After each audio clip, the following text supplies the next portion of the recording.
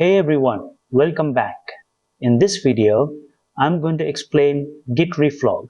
You know why this matters? Because at some point, every developer runs a command they regret. Maybe you did a hard reset on the wrong branch, or you force pushed over a teammate's work. Most people think their code is gone forever, but with Reflog, it is not.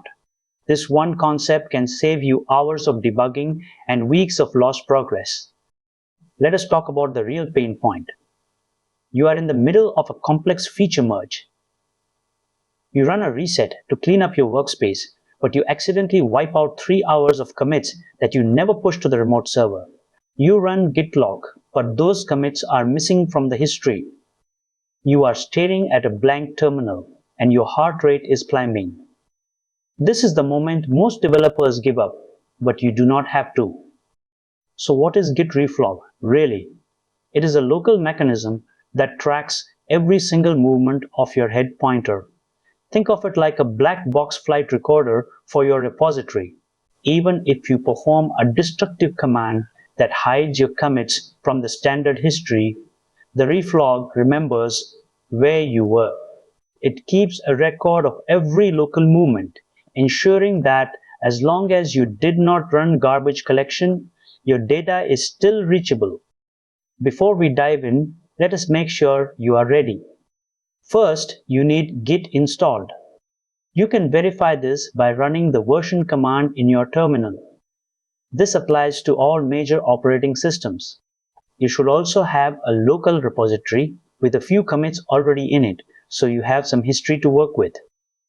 Finally, make sure you have your terminal or command prompt open and ready to go. Take a moment to review each point shown on screen. Here is how it works internally. The Git commit log is your public-facing history. The head pointer is a moving marker that tells Git which commit you are currently looking at. Normally, they stay in sync, but when you move that marker, the Reflog records that movement in a separate hidden history.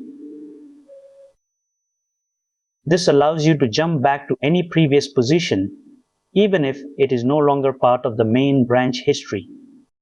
To see this in action, run the git reflog command. This will output a list of all your recent movements in the repository. Notice the index numbers on the left, like head at 0C8 or head at 1 fine. These are your pointers. The first line is your current position, and the subsequent lines are where you were previously. If you have been working on your project, you will see a list of every checkout, commit, and reset you have performed locally. Now, let us simulate a disaster. Imagine you just did a reset and lost your latest work. You look at your reflog, find the index where your work existed. Let us say it is index 1, and you run the reset command pointing to that specific reflog entry. Git will instantly move your head pointer back to that exact state, effectively resurrecting your lost work in a heartbeat. It is like turning back time for your code. Let me tell you about a real scenario. A logistics tracking platform was handling 500,000 shipments every single day. During a high-pressure production hotfix, a developer accidentally wiped out 4 hours of API changes by running a hard reset on the wrong branch. Because the team understood how to use Reflog, they didn't panic. They simply checked the logs, identified the state before the reset, and restored their work in less than a minute.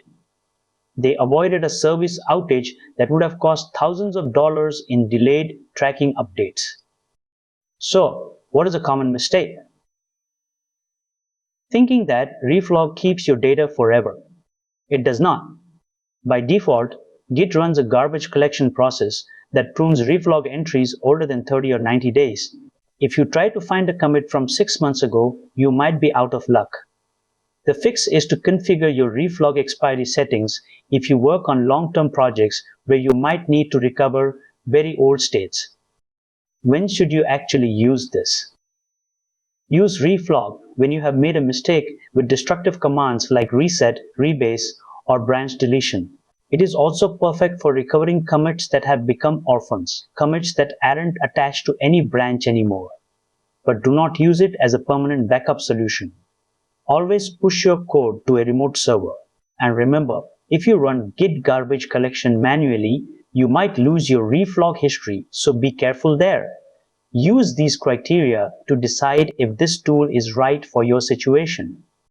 Here are the key takeaways. First, remember that reflog tracks the movement of your head pointer, which is different from your commit graph. Second, reflog is strictly local. It never leaves your machine, so it is not a server-side backup. Third, you can use this as an undo button for your repository. And finally, even though reflog is powerful, it is not a replacement for good backup practices. Always push your code to a remote repository to keep it safe from hardware failure. These are the core concepts to carry forward from this video. I believe this video will definitely be a useful video. If you like the video, please do like and hype the video. Also share it with your friends and groups. It may be useful to somebody else. If you have any doubts or any requests, please let me know in the comments. Make sure you have subscribed to stay updated for our regular videos. Join our WhatsApp community using the link in the description because we share more knowledgeable content every day. Thank you for watching. See you soon in the next video.